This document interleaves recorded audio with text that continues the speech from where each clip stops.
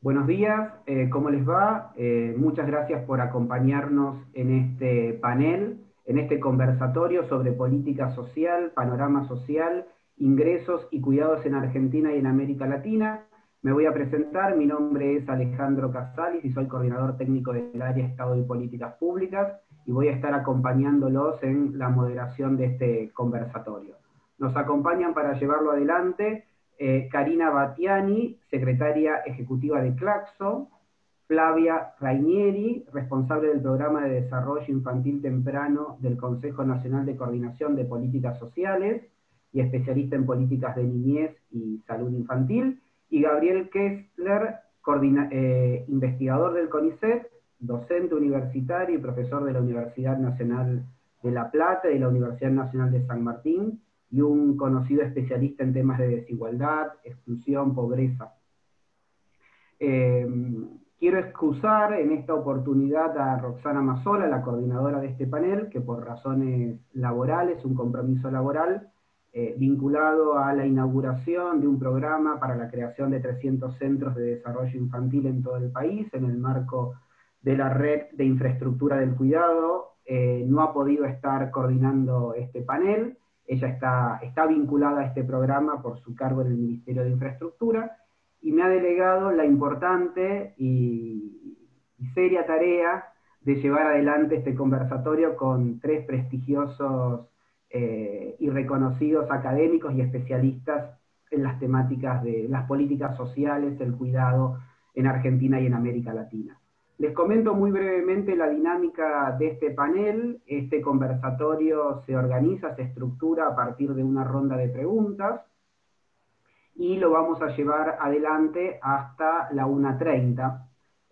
Nuestros especialistas aquí invitados van a ir respondiendo las preguntas en este diálogo que les vamos a proponer, y luego al finalizar las rondas de preguntas vamos a formularles algunas de sus intervenciones. Con lo cual entonces invitamos a todos los participantes a formular sus preguntas a partir de o a través del chat que la plataforma nos brinda.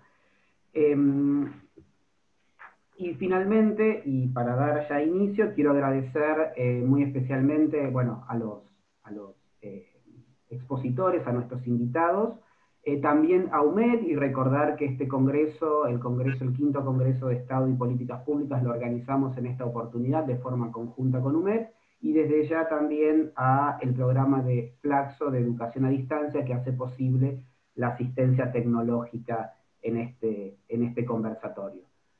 Para dar inicio entonces al mismo, voy a comenzar con una pregunta para Gabriel. Y la primera pregunta que te quisiera hacer, Gabriel, es si podrías situarnos las diferencias entre pobreza, desigualdad y exclusión, y en cuál de ellas crees vos que se viene centrando la agenda de políticas en América Latina, en Argentina en particular y en América Latina. Muy bien, ¿se escucha bien? Sí, Sí. perfectamente. Bueno, aprovecho primero a saludar a todas y todos. Es un gusto que haya colegas, compañeros de Argentina y diferentes países de América Latina. Un gusto compartir este, este panel con Karina y, bueno, con mi colega. Y la primera pregunta yo diría lo siguiente, que los tres conceptos, desigualdad, pobreza y exclusión, son útiles y para las políticas y para pensar en la manera en que los podemos trabajar articuladamente y para distintas situaciones. Y así se fue trabajando en América Latina, lo quiero explicar.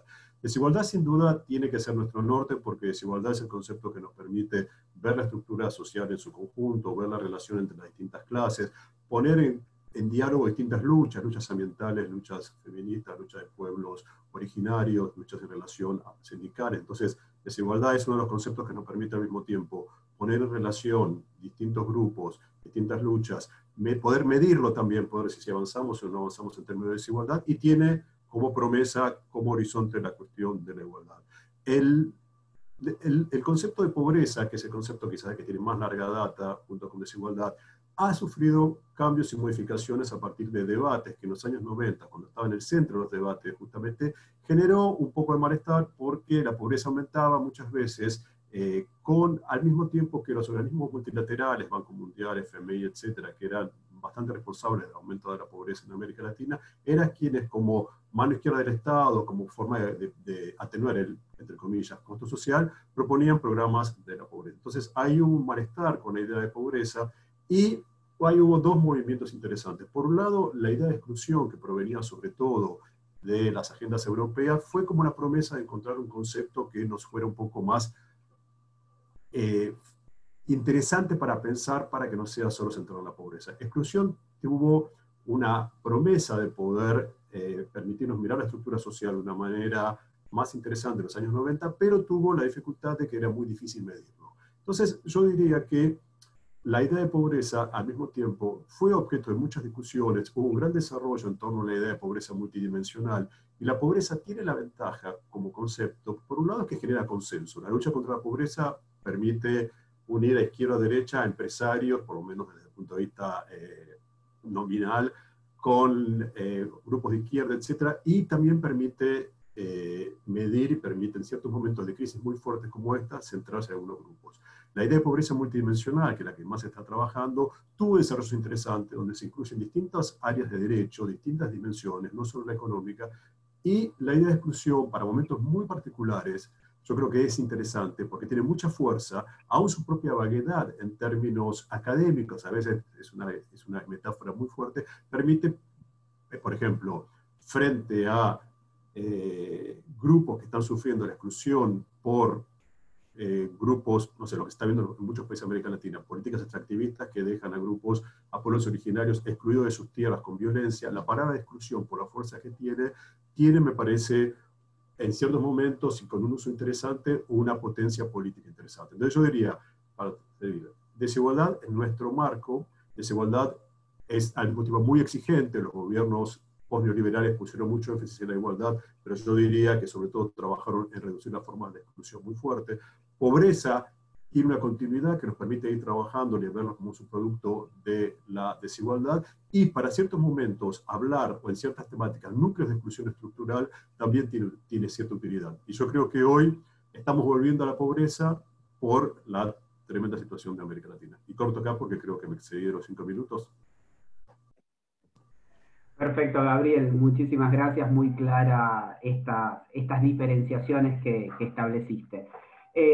Vamos a continuar con Karina. Y para Karina tenemos una pregunta también muy interesante, una pregunta más contextual, ¿no? ¿Cómo se viene desplegando la agenda de políticas del cuidado en los países de América Latina? Bueno, gracias Alejandro y un gusto saludarles a todos y a todas, bueno, a quienes compartimos panel hoy, Alejandro, Gabriel, Flavia, por supuesto agradecerle a Rosana, que entiendo perfectamente su ausencia por, bueno, el avance justamente en algo que tiene que ver con lo del cuidado, que son los centros infantiles, y una vez más a Flaxo por permitirme participar de este congreso y de este conversatorio en el marco del diploma superior. Yendo a tu pregunta, a ver, lo primero que me gustaría decir es que lo primero que tenemos que reconocer es que el tema está en la agenda, y eso que hoy nos parece quizás obvio porque se está hablando y mucho de este tema, para quienes lo venimos trabajando hace muchos años, diría que es un fenómeno reciente en América Latina, no así en otras regiones, ¿verdad? Este mapeo que podemos hacer por los distintos países que nos permite reconocer la inclusión de la temática del cuidado, bueno, no tiene mucho más de 10 años, y en algunos países 5, y en algunos menos de 1 incluso. Entonces, lo primero es reconocer eso, y reconocer eso quiere decir que la temática dejó de estar estrictamente, como me gusta decir a mí, en el puertas adentro, y por lo tanto en el cada uno, cada una se arregla como puede, y eso sabemos lo que implica en un contexto de desigualdad como el que explicaba Gabriel recién, para pasar a formar parte de la agenda pública. Por lo tanto ya no es yo me arreglo como puedo, sino que tenemos que pensar justamente soluciones colectivas, y allí aparecen las políticas públicas de cuidado. Los avances son muy heterogéneos heterogéneos, digamos. Podemos ubicar en un extremo el caso del Uruguay, mi país, que tiene el Sistema Nacional de Cuidados, que por ahora es la única política integral de cuidados a nivel de América Latina y el Caribe, que la están intentando desmontar, dicho sea de paso, pero bueno, es la política que existe, a después avances parciales de acuerdo a poblaciones beneficiarias, niños, personas mayores, etcétera, en distintos países. Caso de Costa Rica, sobre todo con las personas mayores, caso de Argentina, que empieza ahora la construcción de la política de cuidado. Pero resalto que este tema está en la agenda y que desde el punto de vista normativo incluso, más allá de que se enuncien o no como políticas de cuidado, hay varios avances a nivel tanto de, en algunos casos, las constituciones, como en otros casos, legislaciones particulares que promueven estas políticas de cuidado. Políticas de cuidado que, por cierto, de acuerdo a la experiencia internacional, sabemos que son de 3 tipos, ¿verdad? Políticas de tiempo, políticas de servicios o políticas vinculadas a la asignación monetaria, vouchers o similar, ¿verdad? Y en el marco de las políticas de tiempo encontramos avances, quizás la principal tiene que ver con todo el proceso de reforma en América Latina de las licencias parentales, de maternidad, de paternidad y de cuidado. En términos de servicios, bueno, la ampliación de la cobertura pública, principalmente para los niños, niñas pequeños, ¿sí? Para la primera infancia, y en términos de políticas más vinculadas a dinero, ¿verdad? Ahí los avances ya en nuestra región no son significativos, y me animo a decir que por suerte, y después puedo fundamentar el por qué digo por suerte. Hay 2 más, y con esto termino, que creo que es importante que tengamos en cuenta, donde todavía los avances regionales son deficitarios, que a mí me gusta añadir a esta clasificación internacional de los 3 tipos de políticas que decía. Y son las políticas culturales para la modificación de la división sexual del trabajo. Yo creo que tiene poco sentido o tiene menos sentido hablar de políticas de tiempo, servicios y dinero, para decirlo rapidito, si no incorporamos esta cuarta, que se proponga como objetivo modificar la división sexual del trabajo, que en definitiva es la que sustenta la injusta distribución de la carga de cuidados. Y la quinta, y disculpen que vaya tan rápido, pero me dieron solo 5 minutos, y la quinta tiene que ver con las políticas laborales, es decir, en todo este sector del cuidado, que es un sector generador de empleo, de nuevas oportunidades, tanto de ocupación como de empleo, tener mucho cuidado, digamos, que no se repitan historias del pasado asociadas al empleo doméstico, es decir, que las oportunidades de empleo que surjan y de ocupación no sean las peores pagas, sin protección social, sin reconocimiento, etcétera, como ocurrió en el pasado con el caso del empleo doméstico. No sé si respondí tu pregunta, pero por lo menos dejé algunos elementos como para discutir, y gracias. Muchas gracias, Karina. Sí, realmente sumamente completa la respuesta en el poco tiempo que te dimos, pero seguramente algunas de las cosas que mencionaste las vamos a ir retomando a lo largo que este conversatorio lo llevemos adelante. Me pareció muy interesante tu, en cierta forma, caracterización temporal sobre el posicionamiento de las distintas políticas que componen esta agenda del cuidado en cuanto, digamos, a su presencia en la agenda más temprana o más reciente, y del mismo modo también alguna enunciación en esta caracterización que vos hiciste de países un poco más avanzados y otros que están iniciando de manera más reciente y parcial la incorporación de las políticas de cuidados en su agenda. Bueno, para continuar con esta ronda, ahora vamos a formular una pregunta a Flavia Ranieri, y también en esta primera ronda de preguntas más generales y aproximativas a los temas del conversatorio, Flavia, quería preguntarte qué rol tiene la política de primera infancia en Argentina hoy, en la actualidad. Bien, bueno, aprovecho también para saludar, para agradecer por la invitación, para saludar especialmente a mis compañeros de mesa, que la verdad que es un honor estar en este lugar, y en esta oportunidad reemplazo a Victoria Tolosa Paz, que es irreemplazable, pero bueno, estoy cubriendo ese espacio que ella no pudo ocupar hoy porque estaba también como Roxana en la misma actividad. Bien, el tema de primera infancia hoy, y la verdad que es un tema muy importante, y el tema del rol de las políticas de primera infancia es fundamental.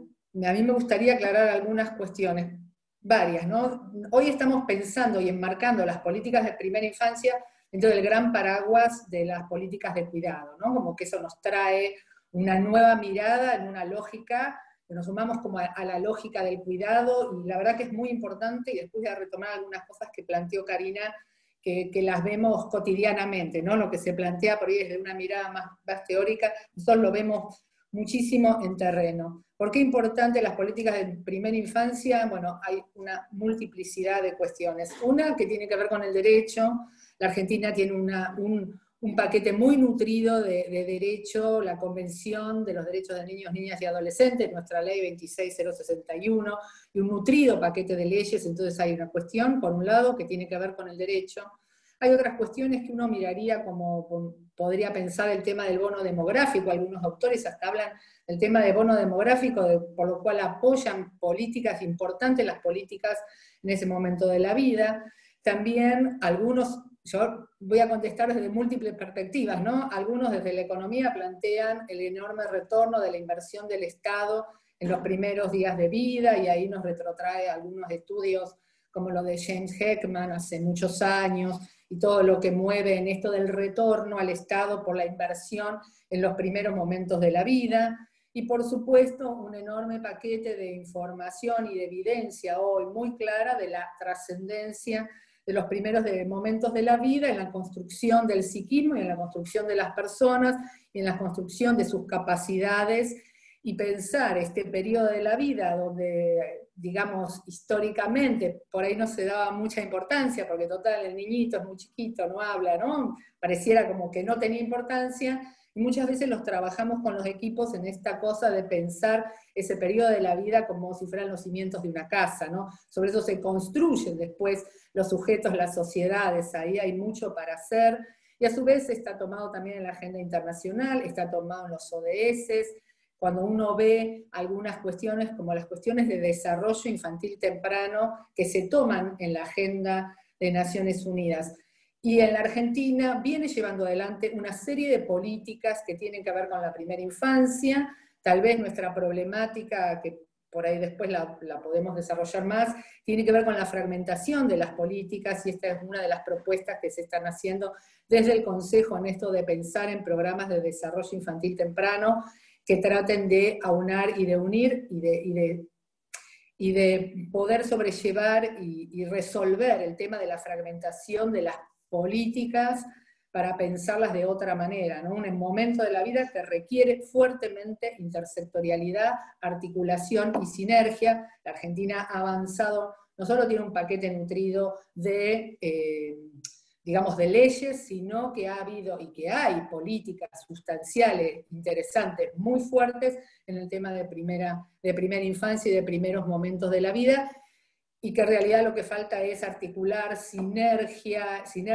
desde todas las perspectivas, a un espacio de coordinación que irá profundizándose, y que nuestra idea es que se profundice y que se avance en esta lógica de la articulación y sinergia de las políticas. Y simplemente, bueno, después podemos meternos en todo el tema de lo que es la brecha, la pobreza, porque hoy el colega hablaba de pobreza, y hoy tenemos claramente un cuadro de infantilización de la pobreza, que ya viene desde hace algunos años, con datos de pobreza infantil tremendo. Si uno compara la pobreza en la infancia con la pobreza en la vejez o en la edad adulta, digamos, hay una pobreza infantilizada y también feminizada. Entonces ahí hay también justificativos fuertes para trabajar en ese momento de la vida, y después aclarar algunos conceptos como de desarrollo infantil temprano, que mira esta etapa de una manera más amplia y que incluye el tema de embarazo, ¿no? Perfecto, Flavia, muchísimas gracias. Seguramente has abierto un montón de puntas y temas que vamos a profundizar en las próximas preguntas. Aprovecho la ocasión para invitar a los asistentes al conversatorio a formular sus preguntas tanto a Gabriel como a Karina como a Flavia. Las vamos a retomar en algún momento de la charla.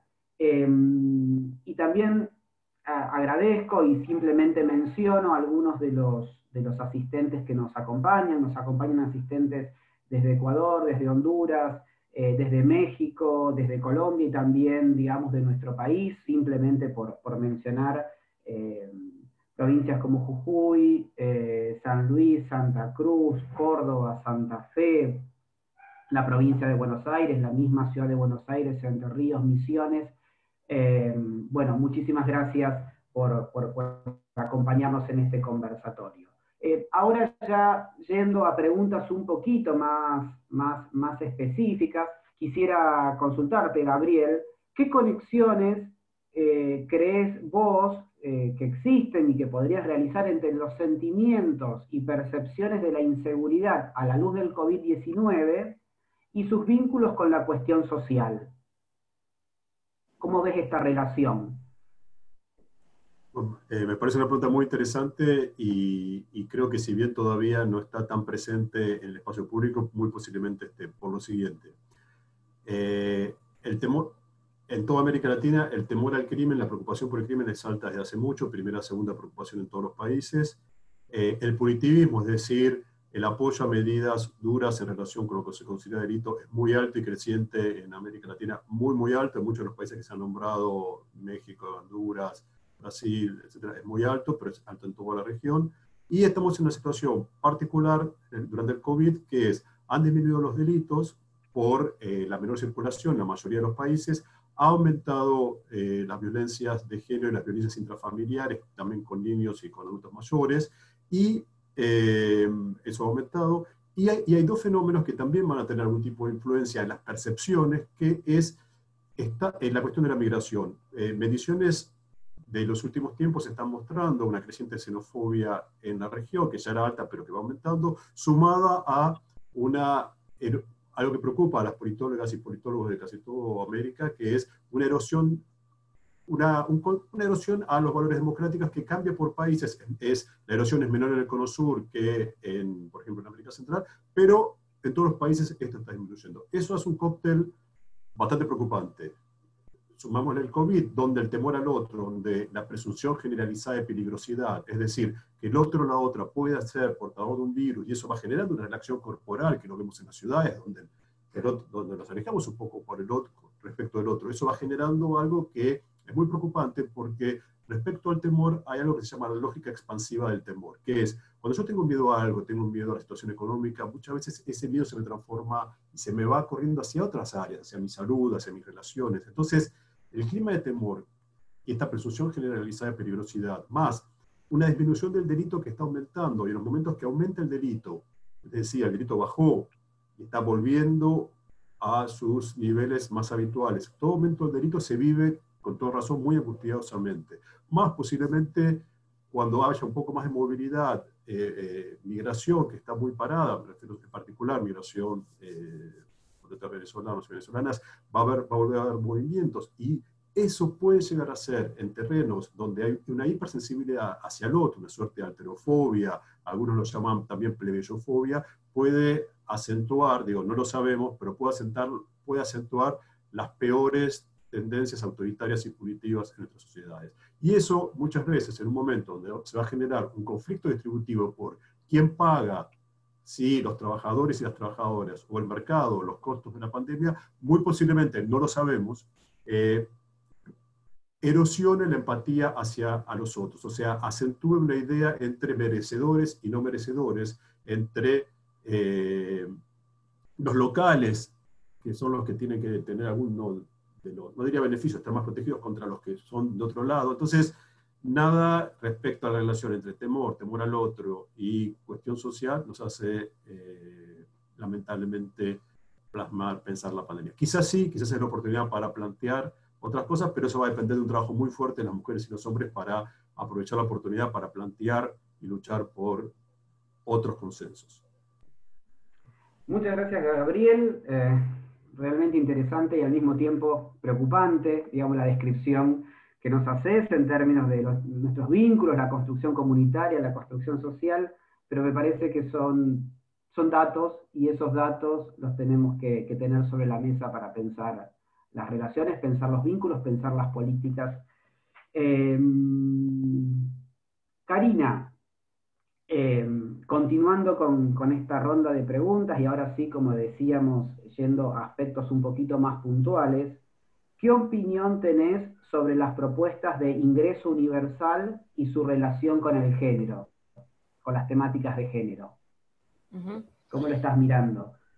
A ver, en términos generales, con el ingreso universal, la renta básica, el ingreso básico, en fin, con sus distintas formas de expresión, aunque no son exactamente lo mismo cada una de ellas, pero como concepto general yo estoy de acuerdo, ¿verdad? Me parece que es momento y que esta crisis, además que estamos atravesando en el mundo, pero en nuestra región en particular, impone esa discusión, impone más que la discusión el tomar medidas concretas para avanzar en esa dirección. O sea que en términos generales estoy de acuerdo y creo que tenemos que impulsar y avanzar hacia ese lugar. En términos de la relación con la cuestión de género, yo creo que es absolutamente necesario reconocer el trabajo no remunerado de las mujeres, de alguna forma, de alguna manera. Quizás esta es la forma, quizás hay otras más específicas, pero hay que incluirlo, digamos, como elemento, incluso como se está haciendo ahora en las mediciones, ¿verdad?, de estimación del Producto Bruto que aporta este tipo de trabajo, porque tengo la convicción de que es un trabajo, no solo de que es un trabajo, sino de que es un componente del bienestar social esencial, y que se realiza, en su gran mayoría por parte de las mujeres, sin reconocimiento ni social ni económico, y eso tenemos que ponerlo en discusión. Quizás la propuesta, digamos, en torno a la renta básica pueda ir por este lado, o sea, pueda combinar con esta discusión que decía del reconocimiento del trabajo no remunerado, o quizás hay que pensar otras medidas más específicas, como ya se han discutido en algunos países, en términos digamos, de prestaciones económicas para las mujeres que realizan de manera exclusiva el trabajo no remunerado, en términos del reconocimiento de este trabajo a la hora de su jubilación o de aspirar a la jubilación o a los derechos, digamos, de pensiones y jubilaciones. Hay que, digamos, desarrollar la imaginación. Lo que no me queda duda es que hay que reconocerlo socialmente, sin duda, pero económicamente también. Y quizás el camino de la renta básica sea una buena alternativa. Y quedó muy claro en estos 8 o 9 meses que llevamos ya de pandemia en la región, cómo no solamente se hizo visible el trabajo no remunerado y de cuidado, sino cómo se intensificó al volver a una etapa casi que preindustrial, ¿verdad?, de coexistencia de lo productivo y lo reproductivo en el mismo espacio geográfico, léase los hogares, como antes de la revolución industrial, teníamos esa situación, y la participación diferencial de las mujeres en esa intensificación. Ya había una distribución desigual que además se intensificó en el marco de la pandemia. Entonces basta ya de excusas y hagamos esas políticas de reconocimiento social y económico. Por ahí quedaría mi respuesta. Muchas gracias, Karina. Interesante a unir tu respuesta a la respuesta anterior de Gabriel sobre el impacto de la pandemia, que no hace más que venir a poner de manifiesto y con mayor grado de visibilidad una realidad, un problema ya existente y una falta de reconocimiento. Flavia, yendo a una pregunta un poco más específica y que en cierta forma se liga a la pregunta anterior que te formulé, quisiera saber qué formas de intervención considerás vos que se requiere pensar para abordar la cuestión social y de la salud en el Estado argentino. En Argentina, está pensada para Argentina en la actualidad. Digo que se liga en parte con lo que vos decías, porque en la pregunta anterior nos hablabas de temas de coordinación, habías enunciado algunas respuestas, pero simplemente te formulo la pregunta para que vos libremente nos des tu mirada. Bueno, muchísimas gracias. En realidad hoy se están planteando, bueno, para avanzar en algunas cuestiones concretas y ir resolviendo algún tipo de desafíos, primero hicimos como un diagnóstico de base de algunas cuestiones y de dónde se estaban partiendo. Planteamos el tema de la fragmentación de las políticas como una problemática y la necesidad de trabajar en espacios de coordinación que generen espacios estructurales de coordinación, como en el caso del Consejo Nacional de Políticas Sociales, las mesas de desarrollo infantil temprano, que trata de articular en una mesa a nivel nacional todas las políticas del nivel nacional y empezar a ver dónde habría brechas, que las hay y muchas, para ahí generar una primera articulación a ese nivel, pensar en una articulación que tenga que ver con nación, provincia y municipio, pensando en nuestras intervenciones articuladas de llegada fuertemente a nivel territorial, y pensar también en intervenciones que tengan que ver con las cuestiones de ciclo de vida, ¿no? Desde las edades más tempranas, como planteamos, desde el embarazo en adelante. Y ahí empezamos a tomar como hilo de Ariadna, ya trabajando con algunos municipios, algunos temas como cómo hacer sinergia y cómo mejorar algunas políticas que hoy estaban existentes, más allá de ir pensando en innovaciones con distintos actores, de cómo avanzar en el tema, en el marco de pandemia y pospandemia. Una de las cuestiones que apareció fuertemente durante este periodo fue la disminución muy clara de la asignación por embarazo. Asignación por embarazo que cayó fuertemente durante el tema de la pandemia y que ya venía decayendo previamente. Entonces tomamos, por ejemplo, el tema de asignación universal por embarazo como hilo para ir trabajando con los municipios y también en los niveles locales, ir construyendo desde ahí, mejorando la captación, o sea, articulando políticas como el Plan Sumar, la asignación por embarazo, todo lo que puede plantearse de programas como tienen que ver con las políticas de la CENAF de primera infancia, articularlas para tener una llegada más fuerte a nivel territorial. Empezamos con asignación por embarazo, planteando entonces un sistema de información que en la Argentina es muy frondoso, pero que no, de vuelta no está articulado, planteando como puerta de entrada al sistema, en el caso del embarazo, el Plan Sumar, y desde ese sistema de información centrado en las personas, ir disparando sistemas de alerta que nos permitan pensar también con la lógica de trayectoria, como uno piensa cuando piensa en desarrollo infantil o en desarrollo, pensar en trayectorias, generar bases de información que estén unificadas y que tengan sistemas de alerta que nos permitan pensar. De esa manera disminuir la fragmentación, mejorar la sinergia e ir aportando algunas soluciones concretas también a niveles provinciales y fuertemente a niveles municipales. Se generó un índice llamado índice de riesgo infantil para poder clasificar, para trabajar con los municipios, que tomaba en cuenta determinadas cuestiones de vulnerabilidad, también para disminuir estas brechas, muchas veces, y en realidad la punta del ovillo acá nos la dio el Ministerio del Interior, que había armado un índice de vulnerabilidad territorial y donde la mayoría de los municipios eran municipios de menos de 50.000 habitantes. Muy interesante porque uno plantea también, esa es una brecha, mirar, hay muchas brechas, esa también era donde, por ahí la llegada de los planes, los programas en lo concreto, eran a los municipios con mucha población. Esto era también, bueno, el índice nos permitió empezar a disminuir esta brecha, a focalizar en otras áreas territoriales.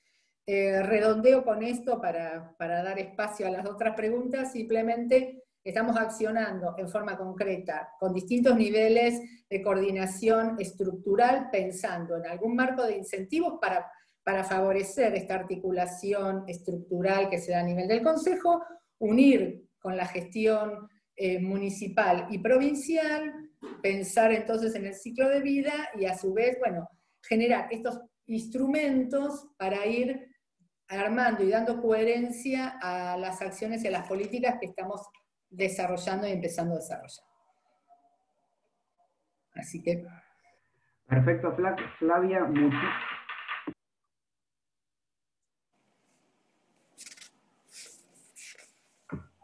Perfecto, Flavia, muchísimas gracias por el panorama, por esa nutrida descripción de las iniciativas que están llevando adelante desde el Consejo y desde las instancias gubernamentales. Y para entrar en la tercera ronda de preguntas, y ahora sí pensar un poco a futuro y establecer algún tipo de mirada, recomendación, visualización, respecto de la agenda sobre la cuestión social. Gabriel, ¿cuáles son los 3 rasgos y los retos actuales que vos destacarías de la situación social en América Latina en la actualidad? Ya con una mirada más de futuro y de evaluación. Muchas gracias. Bueno, hay temas que comparto, pero lo dejo a mis colegas de la mesa, como la cuestión del ingreso básico y la cuestión de los cuidados, para ir a otros temas que por supuesto comparto. A mí hay una cuestión que yo diría que me obsesiona y que la verdad que creo que es uno de los grandes temas, pero que es que la verdad que no sabemos cuál es un modelo de desarrollo que pueda aunar al mismo tiempo desarrollo productivo, el país que uno quisiera vivir, desarrollo productivo, buenos salarios, condiciones dignas, etcétera, respecto al medio ambiente. Me parece que ese es un problema que no lo sabemos y no es tan fácil, y no es solamente una cuestión intelectual, como yo siempre digo, si fuera tan fácil alguien ya lo hubiera hecho. Creo que, y sobre todo es un problema para los países más grandes, para los países que tienen mayor volumen de población, es un problema para Argentina, para todos los países, pero países como Argentina, Brasil, Colombia, diría, hasta ahora parecería que Chile no, pero Chile también, etc. Ahí hay un problema que es lo que yo diría me obsesiona, porque, digamos, no tenemos muchos modelos de países de 45 millones de habitantes, para hablar de los modelos de la cantidad de habitantes de la Argentina, fuera de Europa, que sea más o menos parecido a que un país que uno quisiera vivir, buenos salarios, etc. Y eso ya está demostrado, ya lo han explicado historiadores que no vamos a ser Australia, y eso es un tema porque porque ese es un tema central y porque eso también depende de condiciones geopolíticas que no dependen de nosotros, pero también de consensos a largo plazo que no son tan fáciles de lograr. Y me parece dos cuestiones para no ser muy largo. Uno es que hay un modelo más cepaliano, para llamarlo, industrialización, etcétera, que ya está, no funcionó, funcionó durante un tiempo, pero no va a funcionar ahora. El mundo está lleno de bienes baratos que nadie quiere comprar. La industrialización va un poco en contra de las cuestiones medioambientales, etc. Me parece que ahí hay dos cuestiones que yo veo que están pasando, por lo menos como algo positivo. Creo que está empezando a haber el diálogo existía porque somos amigos, digamos, de las posturas más desarrollistas, para llamarlo de algún modo, y más ambientalistas. Es decir, que hoy, así como ya no existe un progresismo que no tenga la cuestión de género, las cuestiones étnicas en el centro, creo que no va a ser posible en una nueva ola progresista, para llamarlo, que la cuestión ambiental y la cuestión de desarrollo, por llamarlo de un modo, no estén mancomunadas. Creo que no existe esa agenda hoy está. ¿Cómo hacerlo? No es fácil, porque hay una tensión que no es fácil de resolver, y eso pasó en países como Bolivia, etc. Pero posiblemente vayamos hacia un cambio de expectativas, posiblemente vayamos hacia algo que tome más en serio la conversación que nos trajeron el pensamiento buen vivir, el pensamiento sobre alternativas al desarrollo, pero no es fácil, porque muy posiblemente se sale de las pandemias si miramos la historia, con un afán productivista, un afán de recuperar el tiempo perdido.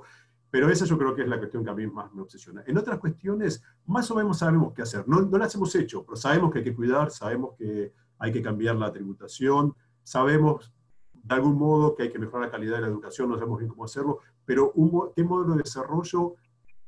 La verdad que no lo sabemos. Lo tienen un poco más resueltos países que pueden lograr una incorporación geopolítica al mundo por exportación de materias primas, como Uruguay, etcétera, con todos los problemas que esto tiene. Pero los países más grandes tienen ahí un problema que es el más complicado. Y no lo sabemos, la verdad. No lo sabemos. No sabemos cómo es. Y para terminar, no voy a desarrollar. Hay dos cosas que sí me preocupan también. Uno es adultos mayores. Me parece que la pandemia mostró una mirada sobre los adultos mayores sumamente antigua, y hasta diría prejuiciosa. Eran los sujetos a cuidar, pero no tenían voz, lo digo un poco exageradamente. Había que cuidarlos, está bien, pero se reforzaron las miradas que o los infantilizan o los vulnerabilizan. Y realmente yo creo que deberían pronunciarse como una minoría política. Y lo último es, y recomiendo un artículo que sacó Federico Tobar en el blog de Nueva Sociedad sobre repensar un pacto en salud. Ahí hay toda una propuesta muy interesante sobre repensar la salud, no ya como una cuestión individual, como un cuidado individual, sino como tareas activas de distintos actores. Entonces me parece que dejaría ahí. Cualquier cosa tenemos tiempo después de las preguntas. Bueno, muchas gracias, Gabriel. Muy interesante tu mirada, tu reflexión sobre las características y los retos actuales. Y siguiendo en esa línea, me gustaría preguntarle a Karina, ¿cuáles son los retos actuales que vos imaginás, que vos visualizás para abordar la inversión en políticas de cuidado y de género? Bueno, gracias. Bueno, lo primero es insistir con lo que dije en la pregunta anterior, digamos, para el tema de abordar la inversión, lo primero es el reconocimiento, o lo que se llama por ahí, o hemos llamado por ahí en la literatura, el desafío de las 3 R's en torno a la cuestión del cuidado, ¿verdad? El reconocimiento, el primero de ellos, la redistribución y la reformulación y la reducción también de la carga de cuidados. Entonces, ese es uno de los primeros retos y eso también tiene que ver directamente con la agenda de género, digamos que es quien ha impulsado, al menos en un inicio, el tema de las políticas de cuidado, con, bueno, esto que mencioné en la primera pregunta, de modificar la división sexual del trabajo. Agenda de género, perdón, agenda de políticas de cuidado que, como dije, fue impulsada por la agenda de género, pero después es tomada de manera más amplia, porque obviamente las políticas de cuidado refieren también a otros campos de la política pública, como el de infancia, como el de las personas mayores, salud, educación, y podría seguir nombrando, ¿verdad? Entonces, uno de los retos es efectivamente entender la intersectorialidad, en este caso, la necesaria intersectorialidad y por lo tanto el necesario diálogo y construcción de consensos desde el comienzo, desde qué entendemos por cuidados, a cuáles son el tipo de políticas que queremos implementar en esta dirección. Y también decir, para rescatar la palabra inversión, que tú ponías en tu pregunta, que quizás una de las estrategias que ya ha demostrado ser exitosa en el caso, bueno, de algunos países europeos, y también lo fue, lo puedo decir de primera mano, porque participé activamente de lo que fue la construcción de la política del cuidado en Uruguay, desde el lugar académico, pero en una participación activa. La idea de demostrar, ¿verdad? Con datos, con investigación, etcétera, que no tener una política de cuidado es mucho más caro en términos económicos, en términos del impacto social, que tenerla, ¿verdad? Entonces, la primera barrera que siempre se tiene cuando uno va a plantear a nivel de los distintos, bueno, países, ciudades, porque recordemos que en América Latina este tema está impulsado en algunos casos a nivel nacional y en otro a nivel de ciudades o incluso de comunidades o de barrios. Una de las primeras barreras suele ser, bueno, es una política cara, no hay recursos, hay restricción, y más aún ahora con la América Latina que va a surgir de la pandemia, imaginen este tipo de argumentos. Bien, se puede fácilmente mostrar que avanzar en la construcción de políticas de cuidado desde el punto de vista exclusivamente del argumento económico, del que es caro o no caro, bueno, es más caro no formular una política de cuidados, por lo que implica en términos, por ejemplo, de la no incorporación de las mujeres al mercado de trabajo, por lo que implica en términos de el no desarrollo de los nichos de ocupación o mercado que representan las políticas de cuidado y un largo etcétera que no tengo tiempo para desarrollar. Todo eso nos lleva a afirmar es más caro no tenerlas que formular una política. Esto, que lo estoy diciendo muy rapidito por los famosos 5 minutos, está bien estudiado en varios países, incluido el Uruguay, que lo usamos como argumento, pero no solo, también en países, bueno, europeos y demás, y en algunas ciudades de América Latina que también han avanzado, el caso de la Ciudad de México, por poner un solo ejemplo, no es la única. Gracias. Bueno, Karina, muchísimas gracias por esta síntesis apretada, pero muy interesante reflexión sobre cuáles son los retos, qué hacer, por dónde digamos, avanzar con la agenda, reflexionando sobre las cuestiones del cuidado y reflexionando sobre las cuestiones de la inversión pública, ¿no? Me quedo con tres palabras y una frase tuya al inicio de tu respuesta, esta idea de tu énfasis en reconocer, en redistribuir y en reformular la carga en relación, digamos, a las políticas de género y en relación a las cuestiones del cuidado. Y para continuar con esta ronda de preguntas y este conversatorio, Flavia, me gustaría preguntarte y escuchar tu reflexión sobre qué capacidades estatales crees vos que es necesario desplegar para la agenda de políticas de niñez. Bueno, gracias por la pregunta. La verdad que también tomo lo que dijeron los colegas previamente. Me parece que hay múltiples desafíos frente a la situación actual que estamos viviendo, desafíos que tienen que llevar permanentemente a pensar en cuestiones innovadoras y en aplicar estas cuestiones innovadoras. La escuchaba a Karina y en esto de plasmar en las políticas que vamos llevando adelante todas esas cuestiones de desarrollos teóricos, llevarlos a la construcción real en el camino y trabajar algo que ya planteamos que es la intersectorialidad a fondo, pero realmente a fondo y analizando un poco la situación de la niñez y de los planes y las políticas en la Argentina relacionadas con la niñez.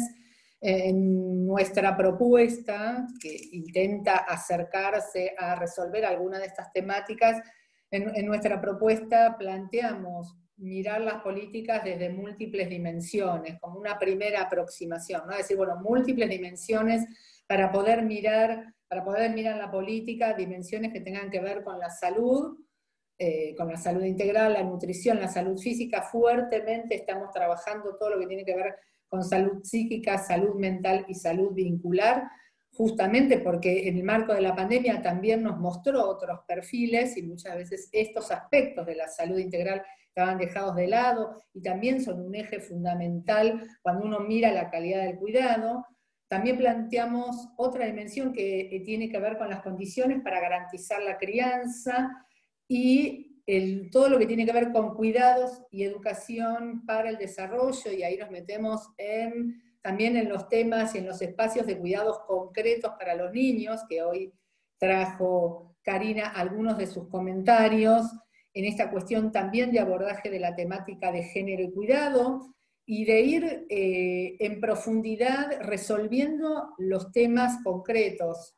Hoy hablamos de la cuestión de cuidado, y cuando miramos la estructura de los centros de desarrollo infantil y de las estructuras de cuidado relacionados con la infancia, la mayoría de las que cuidan son mujeres y la mayoría con un pago muy, muy exiguo, mujeres que por ahí no han tenido formación para esto. Creo que todo este conocimiento va a requerir ir por lo menos de lo que nosotros estamos planteando, ir a fondo, ir con desafíos y con innovaciones de verdad, digamos, generar una política en serio que tome estas cuestiones que estamos hablando acá y que las lleve en lo concreto y en lo real a una transformación.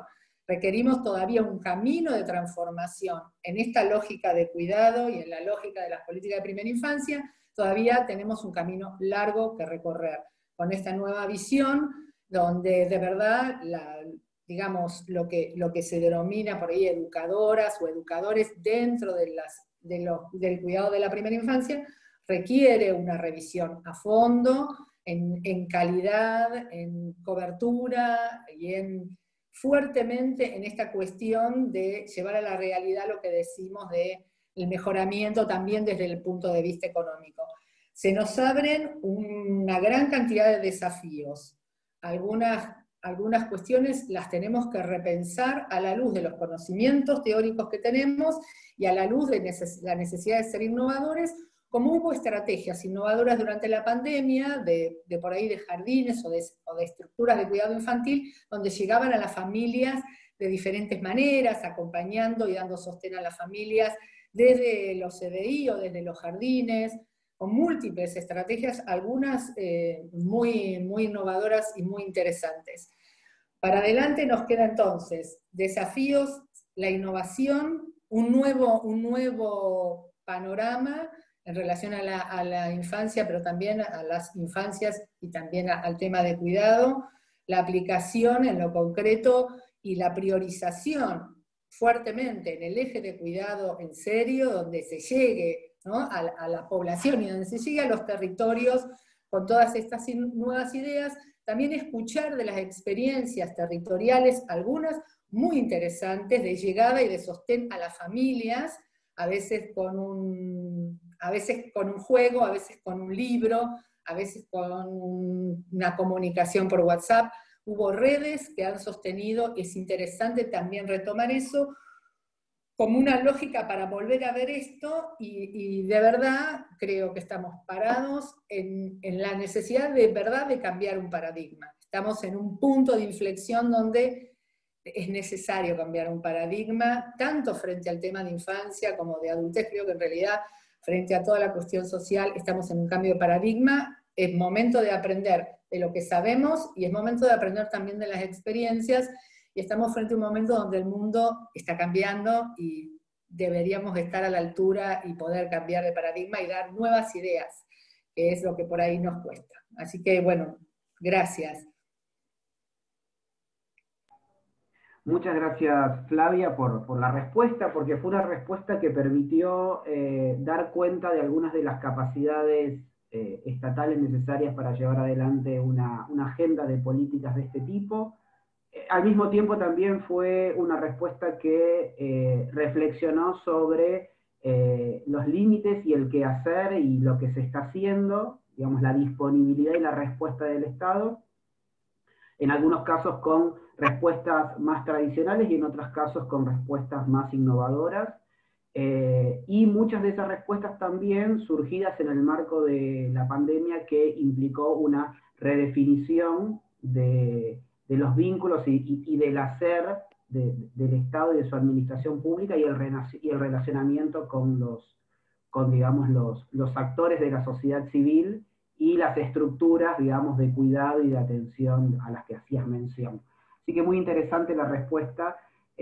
Ya finalizando entonces en este conversatorio, que por cierto debo decir fue sumamente interesante, y así lo refleja las preguntas que fuimos recibiendo y las manifestaciones de agradecimiento de parte de los asistentes. Yo me tomé el atrevimiento de seleccionar algunas de las tantas preguntas que recibimos, y en algunos casos también las intenté agrupar de algún modo para no reiterarlas. Así que voy a comenzar con dos preguntas generales y que fueron formuladas para los tres expositores, y luego les voy a hacer una pregunta a cada uno, más en particular. Respecto de las preguntas generales, si tengan ustedes la posibilidad de tomarla en la medida que les parezca pertinente y desde la especificidad de ustedes, sin la obligación de responder, voy a señalar lo siguiente. Entonces, para todos los expositores, por un lado, ¿cómo pueden pensarse y fortalecerse el trabajo de las organizaciones sociales y los espacios comunitarios pensando en un sistema de políticas del cuidado?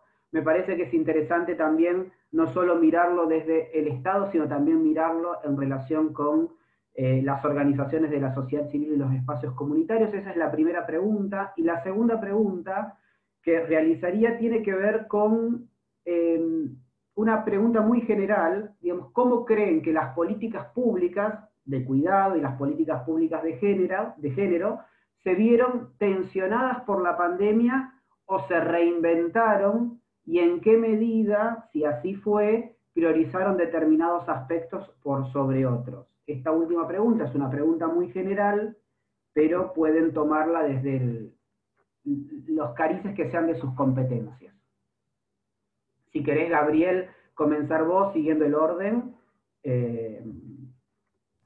No, quizás dejo, si te parece, a mis colegas que creo que son más expertos en el tema, y después Perfecto. Yo agrego algo. Quiero pensar un poco en lo que bárbaro. ¿Quieres que empiece? Sí, Karina, muchas gracias. Adelante.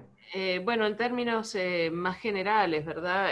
Ahí la pregunta de cómo pensar y fortalecer las organizaciones sociales y comunitarias en las políticas de cuidado. Yo creo que tienen un rol central y de hecho cuando analizamos las experiencias de América Latina se ve claramente que los avances que se realizan en materia de bueno, lo que es la agenda de cuidados o de políticas de cuidado, la participación de la sociedad civil, por decirlo en términos más amplios, ¿verdad? Es absolutamente determinante. De hecho, es quien en conjunto, en muchos casos, con los sectores académicos y demás, pero han empujado este tema y lo han colocado en la agenda pública, ¿sí? No llega de cualquier manera.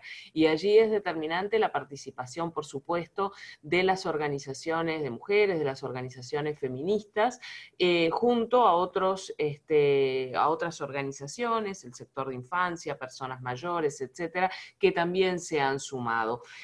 ¿Cómo pensar y cómo fortalecer? Dándole lo que para mí es el papel que deben tener siempre este tipo de organizaciones en cualquier política pública, que es, bueno, son muchos los papeles que tienen que tener, pero un papel fundamental para mí es el del control ciudadano, ¿verdad? Que es central en términos no solo de que el tema llegue a la agenda pública, sino después en términos de cómo se implementa, qué se implementa y de ir haciendo bueno, el control o la veeduría, como se dice en otros países, ciudadana en torno a estos procesos. Y por supuesto también reclamando, reivindicando, etcétera, etcétera. También han tenido otro rol que quizás hay que analizarlo con un poco más de detenimiento, que es el rol de ejecución, porque en muchos casos esas organizaciones de la sociedad civil también se convierten en organizaciones ejecutoras de la política por medio de la prestación de servicios.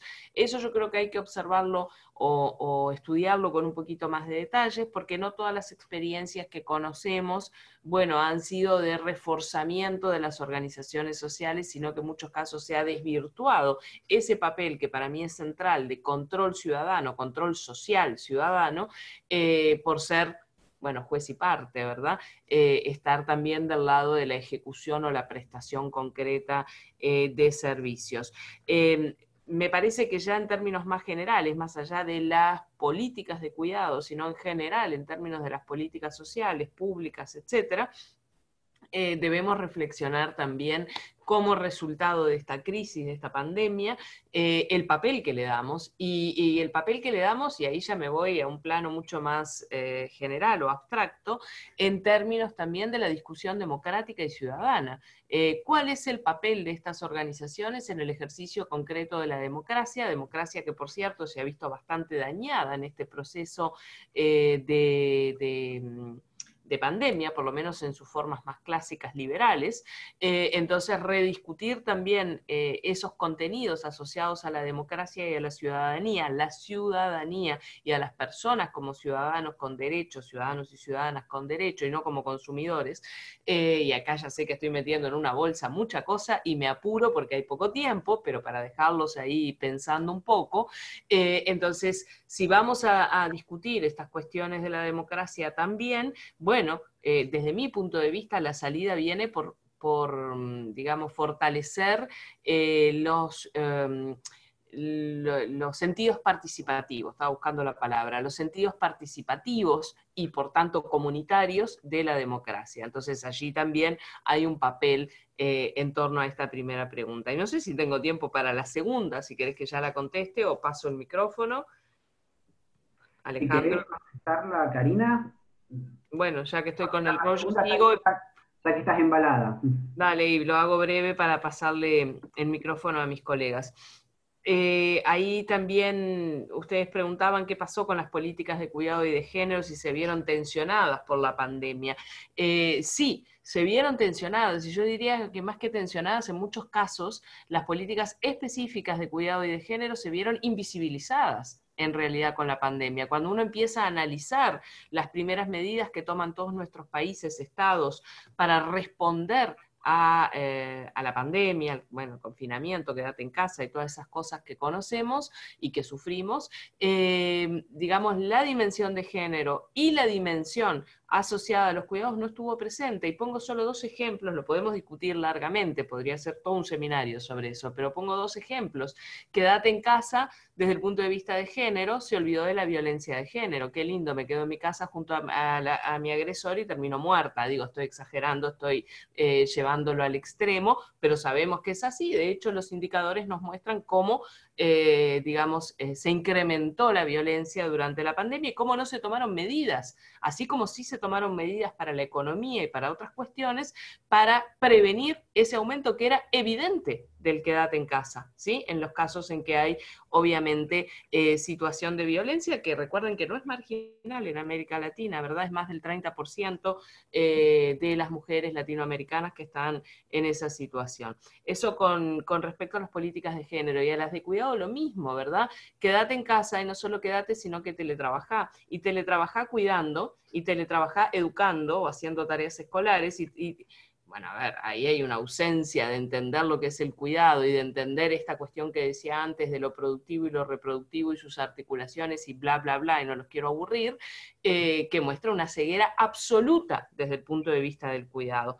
Entonces, más que si se tensionaron las situaciones de cuidado y las situaciones de género como la violencia, las políticas en general estuvieron ausentes, por lo menos en el primer momento. Después, más tarde que temprano, empezaron algunos países a plantear algunas medidas para tratar de responder a esto. Y lo uno, y me callo, te prometo, con la primera pregunta, que es que esas medidas que llegaron más tarde que temprano, en realidad también fue por reclamo de quienes, de las organizaciones y movimientos sociales, principalmente de mujeres, feministas, etcétera, que colocaron esto sobre la mesa. Y ahora sí, me callé y gracias por escucharme. Bien, por ahí retomo yo con la... Oh, perdón. No, pues sí. Dale, sí, por favor. Sí, dale, Y ya por favor. espacio a Gabriel para que haga como el cierre, simplemente tomando lo que planteaba Karina en cuanto al rol de las organizaciones sociales y lo comunitario. La verdad que es, si uno piensa en la temática de cuidado, es fundamental. En la Argentina tienen una larguísima historia, una muy larga historia en temas de cuidado, y en temas de cuidado de infancia enorme y larga historia. Si uno mira, por ejemplo, los datos de la CENAF, de la Secretaría de Niñez, Adolescencia y Familia, en cuanto a los centros de desarrollo infantil, que tienen alrededor de hoy 1.800 centros, el 89% de los centros son municipales y el 11% de los centros son directamente comunitarios, y existen muchísimos centros comunitarios que ni siquiera están inscritos en el tema de la CENAF, o sea que hay ahí en estas organizaciones, como planteaba Karina, en tema de organizaciones ejecutoras de una serie de políticas de cuidado en la infancia, ha sido muy fuerte, y lo que hemos visto es que esta calidad ha sido una calidad muy variada en cuanto a algunas organizaciones. Entonces, y que han que han cubierto espacios que ha dejado libre por ahí el Estado, no estando presente en algunos lugares. Entonces, la idea es, sí, en la Argentina ha habido y hay muchísimas organizaciones en el tema de infancia, muchísimas, con mucho prestigio, con mucha fuerza. Creo que sería muy aconsejable acompañar, coordinar, articular y generar una masa crítica con estas organizaciones que acompañen, y bueno, y ver algunas cuestiones de la ejecución de políticas de cuidado en manos de alguna de estas organizaciones. Sí han sido pujantes, sí han llevado y han generado cuestiones y llevado adelante reivindicaciones en el tema de cuidado y de infancia, muchas de ellas, o sea, han hecho cosas profundamente valiosas. Creo que es hora de sentarnos en una mesa a debatir y a meternos en profundidad qué cuestiones están pasando dentro de la cuestión comunitaria y de organizaciones que van a ser y que son necesarias en esta nueva mirada de nuevos desafíos frente a la situación de la pandemia, ¿no? Y por supuesto que la pandemia y la situación pandémica ha tensionado con las políticas de cuidado, las políticas públicas en general, acuerdo con lo que planteó Karina, fuertemente tensionado, porque atrás de la violencia de género frente a la mujer también existe la violencia de la infancia y la exigencia de un niño de 5 años, de que tiene 5 Zoom por día, y la madre tiene que estar al lado, o el padre, y generalmente la madre, en esto de la profundización en la cuestión de género también. Creo que ha desnudado una realidad de preguntarnos si estas medidas de aislamiento son las mejores medidas a tomar en temas como el tema de la pandemia, ¿no? A repensar y a rediscutir cuál es el camino de las soluciones frente a esta pandemia, que la verdad que el aislamiento de la población sana es un tema por lo menos para repensarlo a fondo, ¿no? Incluso desde los sectores de salud. Uno piensa en una lógica de una pandemia o de una epidemia e imagina que los que se aíslan son los enfermos y los sanos no tienen que aislarse, ¿no? Esta lógica que uno la piensa como al revés. Si uno mira las pandemias históricas, se aísla el que está enfermo y el que no está enfermo continúa circulando. Creo que esto ha venido a darnos vuelta a los paradigmas, como decía antes, y me parece muy interesante que paremos a reflexionar, bueno, cómo seguimos. Así que ahora le cedo la palabra a Gabriel. Bueno, muchas gracias. 3 puntos que de algún modo creo que te relacionan con ambas preguntas. Una cuestión que nosotros advertimos yo coordiné el primer relevamiento sobre las condiciones sociales de aislamiento en Argentina, en todas las provincias, y lo primero que se veía en un mapa norte, sur, este, oeste del país, en cualquier tipo de comunidad, la diferencia que había, ahí donde había algún tipo de líder o lideresa social, política, indígena, de lo que sea, con cierto consenso, y donde no lo había. Y ahí el capital social comunitario se vio desde un primer momento como una herramienta central de las comunidades para permitir organizar la información, los cuidados, etc. Entonces, eso hace una gran diferencia, digo, retomando algo, y eso es algo que viene desde abajo, para llamarlo de algún modo, pero que requiere de un apoyo desde todas las organizaciones del Estado, de los niveles, y también estar atento ahí o atenta donde no está ese tejido, ese liderazgo, yo digo liderazgo, quizás no es la mejor palabra, pero donde no hay ese capital social comunitario para justamente poder trabajar ahí para que esos grupos que a veces son los más excluidos, los excluidos, no sufran su exclusión. Me parece que hay un desafío central. Después, 2 cuestiones sobre las preguntas. A mí me preocupa mucho todo aquello que no está tan visible, que no está en el debate, que justamente la forma de exclusión más excluyente es la que ni siquiera conocemos, la que no hablamos, algo que ya está como un poco dijo Karina al principio. El hecho de que estemos hablando de cuidados, el tema que estemos hablando de ingresos ciudadanos, está mostrando que ya está acá, no quiere decir que está hecho, ojo, pero está presente está en el campo de lo posible, de lo pensable. Me parece que hay muchas cuestiones que han pasado en la pandemia, que son efectos que no fueron visibles en un momento, que van a tener una consecuencia en el mediano plazo. Doy 2 ejemplos muy simples para que sea concreto. Un estudio de UNFPA, que quizás conocen, está mostrando cómo se restringió el acceso a los anticonceptivos a las mujeres de América Latina, tanto por la vía de gasto privado como pública, y se están proyectando, son proyecciones, millones de embarazos no deseados, un aumento muy importante de mortalidad materna, de abortos en las condiciones de ilegalidad que hay en prácticamente toda América Latina. Entonces, hay algo que pasó que no está todavía visible y que obviamente va a tener un efecto presente. Y creo que parte de la labor de las ciencias sociales es hacer visible eso. Y otro tema que también, y donde también juega mucho la cuestión interseccionalidad, es la cuestión de las cárceles. Las cárceles están invisibilizadas en América Latina.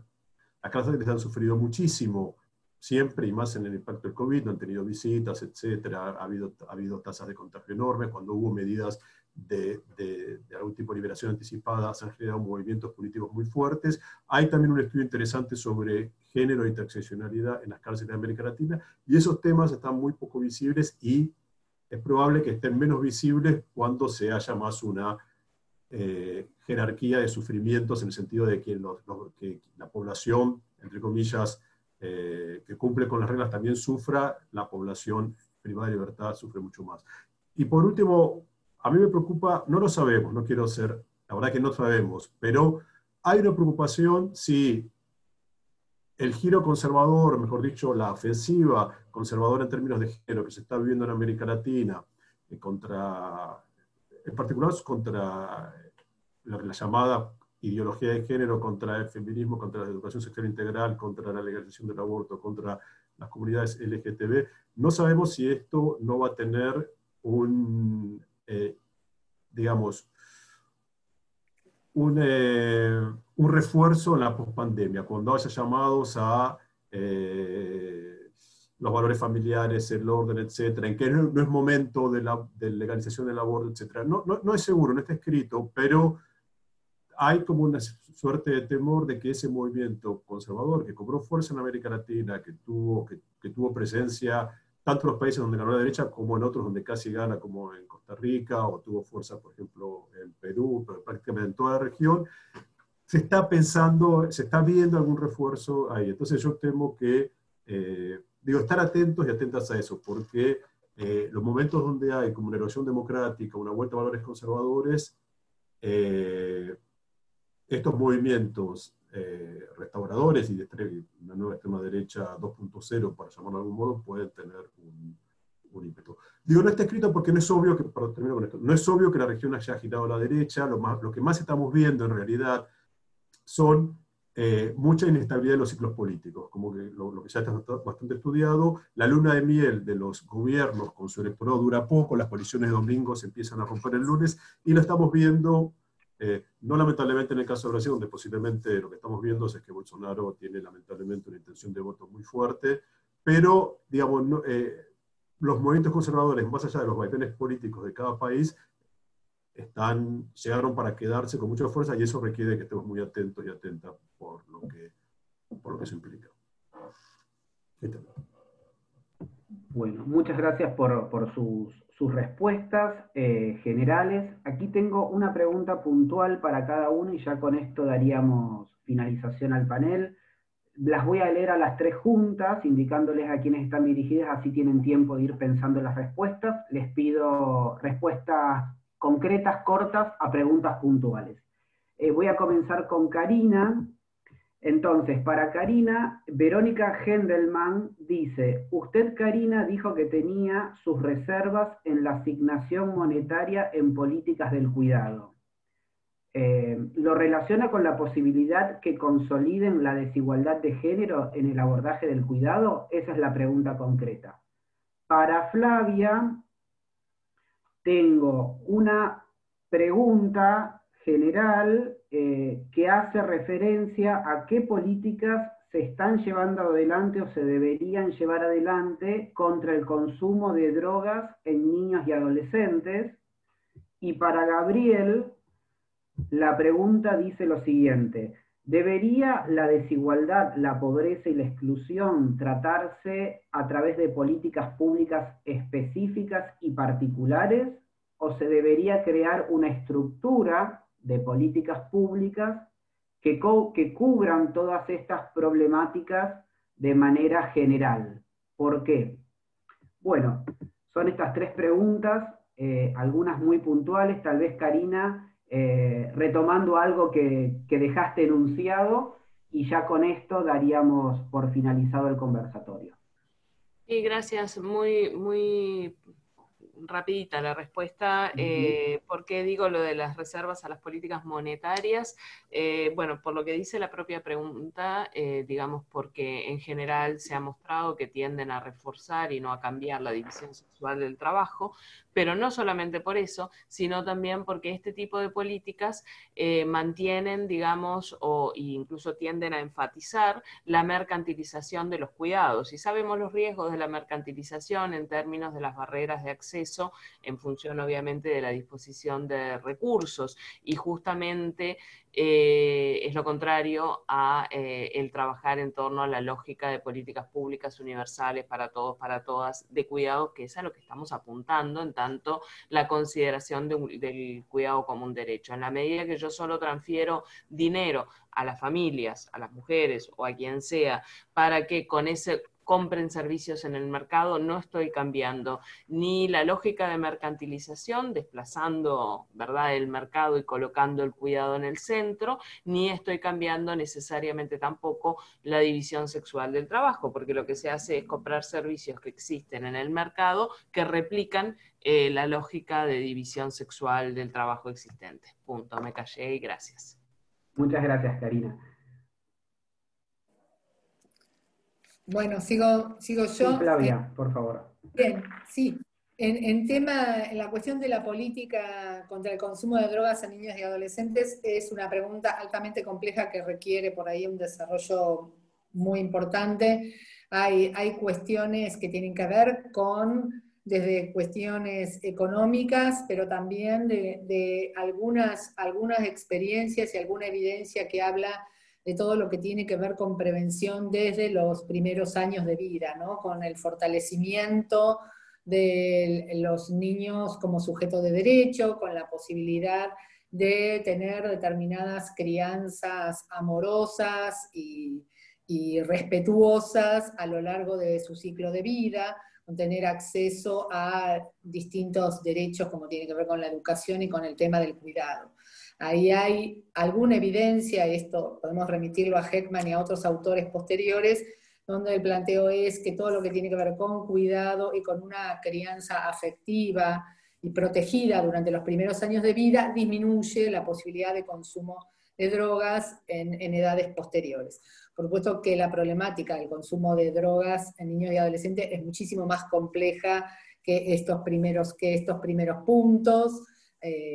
Hemos tenido líneas de trabajo, incluso autores con los que hemos trabajado, que ellos plantean desde la despenalización del consumo de las drogas, pero es un tema como muchísimo más complejo porque tiene que ver con las individualidades y después tiene que ver con cuestiones mucho más grandes, como tiene que ver como cuestiones del narcotráfico, y ya nos vamos a otras aristas en las cuales yo no soy experta, entonces no puedo meterme en profundidad. Sí que ha habido planes y que existen algunos planes que tienen que ver con esto, con empezar con la prevención desde edades muy tempranas. Más allá de eso, hoy vemos el aumento del consumo de este tipo de sustancias, incluso en mujeres embarazadas, en chicas embarazadas y en adolescentes y en jóvenes, desde momentos muy tempranos, que nos lleva a gran preocupación. Pero la verdad que no podría hablar de un plan hoy contra el consumo de drogas, pues es un tema un poco complejo en el cual no tengo ni el tiempo ni el conocimiento a fondo como para meterme por ahí. Así que agradezco la pregunta, pero Muchas gracias, Flavia. Y ahora sí le cedemos la palabra a Gabriel, y ya con tu respuesta, Gabriel, daríamos fin a este conversatorio. Bueno, gracias por la pregunta. La pregunta era si tendría que haber un órgano rector o tendría que ser políticas transversales. Es una pregunta que se está haciendo hace bastante en América Latina y ha habido distintas respuestas para pensar un poco qué ha funcionado y qué no. Cuando es un órgano decorativo, sin poder y sin presupuesto, no funciona mucho. Pero cuando hay algunos, para no dar ejemplo de países, cuando hay algunos órganos que tienen cierto poder de coordinación, cierta capacidad de generar metas e ir monitoreándolas y poder coordinar otros ministerios y agencias públicas, y el presupuesto está blindado frente a los cambios, a los ciclos y no ciclos, ahí tiene cierto funcionamiento. En relación con pobreza, porque se pueden poner metas. O sea, alguien tiene que estar monitoreando que las metas sociales se vayan cumpliendo, y la verdad que tener algunas, no digo centralizado, pero tener de alguna manera en el Estado algún tipo de coordinación para que no sea cada ministerio con su meta, no está mal, pero puede ser desde un monitoreo hasta un órgano más bien de coordinación, hasta un órgano con poder. En general, ha dado algunos buenos resultados. Sobre desigualdad, y ahí termino, yo creo que la igualdad es muy exigente y no hay nada que sea neutro en términos de igualdad y desigualdad. Ningún plan social, ninguna inversión pública y privada, de algún modo gravita sobre la igualdad y desigualdad en términos de clase, de género, de etnia territorial y de edades. Entonces, yo sí creo ahí que, así como sé que ha sido muy criticado la mirada transversal en términos de género, pero se entiende que cada plan social, cada plan de seguridad, cada puente que se pone aquí o no se pone acá, cada shopping que se construye, cada cárcel, cada barrio, cada plan gravita sobre las desigualdades de alguien. Me parece que sí sería bueno poder incorporar en la mirada de las políticas y también de las iniciativas privadas la pregunta de cómo gravita esto sobre las desigualdades de quién. Repito, puede ser de territorio, puede ser, ha habido muchas cosas que yo conocí en Uruguay, que se creaban barrios y esto gravitaba sobre la circulación de los peatones, es decir, y me parece que ahí sí entender que nada, así como nada es neutro en términos ambientales, para llamarlo de algún modo, tampoco nada es neutro en términos de desigualdades distintas. Y, repito, generacionales, territoriales, etcétera, desde obras de infraestructura, etcétera. Entonces me parece que ahí sí la mirada, por lo menos digo, no ser tan ingenuo de creer que eso va a hacer que algo cambie, pero por lo menos para comenzar a saberlo. Como dijimos, es lo primero. Me parece que eso, yo sí lo incorporaría esa pregunta. Bueno, ¿cómo esto gravita? Me parece que ahí, bueno, esa sería mi respuesta. Sí, gracias. Bien. Está sumamente, nos hace reflexionar. Muchas gracias, Gabriel, muchas gracias, Karina, y muchas gracias, Flavia, por sus exposiciones, por prestarse muy generosamente a dedicarnos parte de su tiempo y su conocimiento y sus temas de estudio y especialización para pensar los temas de las políticas de género, las políticas de cuidado, las políticas de infancia y la cuestión social en general, en sus grandes rasgos. Me quedo con algunas cosas que cada uno de ustedes dijeron, seguramente los asistentes a este conversatorio también toman muchas cosas de sus reflexiones para seguir reflexionando, para el trabajo intelectual, para el trabajo militante, para el trabajo académico, para el trabajo profesional en el Estado y en las organizaciones de la sociedad civil. Les agradecemos nuevamente su predisposición. Agradecemos también a los asistentes a este panel y al programa de educación a distancia de Flaxo Virtual por hacerlo posible. Y bueno, quedamos en contacto seguramente. Y aprovecho también para invitarlos a continuar participando en los siguientes paneles que tenemos en el día de hoy por la tarde y también en el día de mañana en el Congreso de Estado y Políticas Públicas. Muchas gracias y que tengan buenas tardes. Gracias a ustedes y fue un gusto haber compartido muchas gracias, Karina, Flavia. Karina, Alejandro, Gabriel, gracias. Muchas gracias.